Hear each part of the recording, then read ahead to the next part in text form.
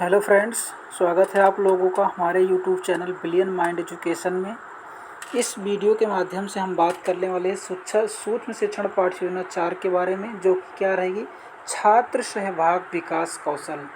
छात्र सहभाग विकास कौशल, इसमें आपको क्या करना है कि विद्यालय का नाम सबसे पहले डालना है, अपने विद्यालय का नाम।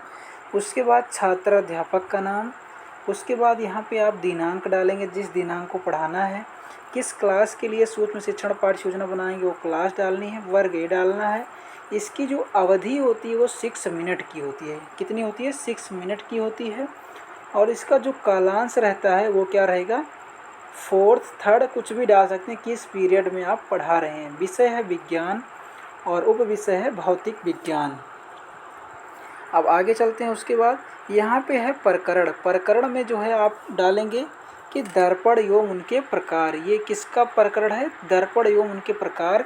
उसके बाद यहाँ कौशल के घटक में आप डालेंगे कुछ कौशल के घटक, इसके जो मुख्य होते हैं। ये इस कौशल के घटक सामान्यतः कॉमन होते हैं, ये आपको लिखना ही है, सेम लिखना है, ठीक है। जैसे प्रश्न पूछना, अनुशीलन प्रश्न पूछना, पुनर्बलन का प्रयोग, विराम कौशल का प्रयोग, शिक्षक अन्य वांछित व्यवहार जो सहभागिता को बढ़ावा दे सके, छात्रों की शाब्दिक अनुक्रियाएं, छात्रों द्वारा किए गए कार्य या व्यवहार। अब उसके बाद आप डालेंगे पूर्व ज्ञान, और पूर्व ज्ञान में लिखेंगे कि विद्यार्थी शीशा, कांच आदि के बारे में सामान्य जानकारी रखते हैं। शीशा कांच इसलिए क्योंकि शीशे कांच से ही मिलकर जो है लेंस या दर्पण बना होता है। आपने दर्पण लिख दिया तो वहाँ पे गलत हो जाएगा, लेंस लिख दिया तब भी गलत हो जाएगा, तो आप लिखेंगे शीशा या कांच, ठीक है, क्योंकि इसी से मिलकर बना होता है। बच्चे नहीं जानते लेंस या दर्पण क्या होता है, वो शीशा या कांच के बारे में जानते हैं।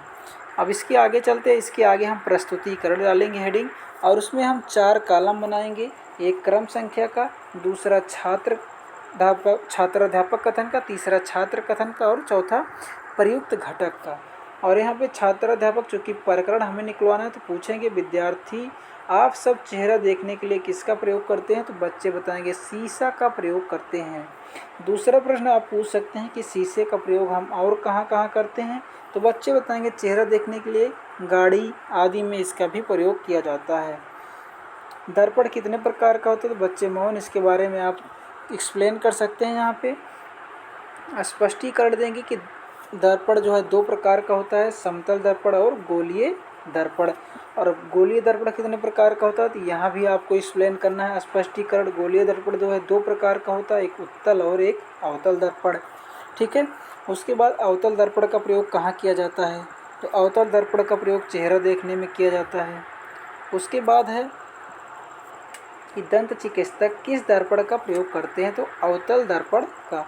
उत्तल दर्पण का प्रयोग कहाँ करते हैं, स्पष्टीकरण में लिखेंगे आप उत्तल दर्पण का प्रयोग हम गाड़ियों में साइड मिरर के रूप में करते हैं। किसके रूप में? साइड मिरर के रूप में करते हैं। उसके बाद अब निरीक्षण तालिका एवं मूल्यांकन डाल देंगे।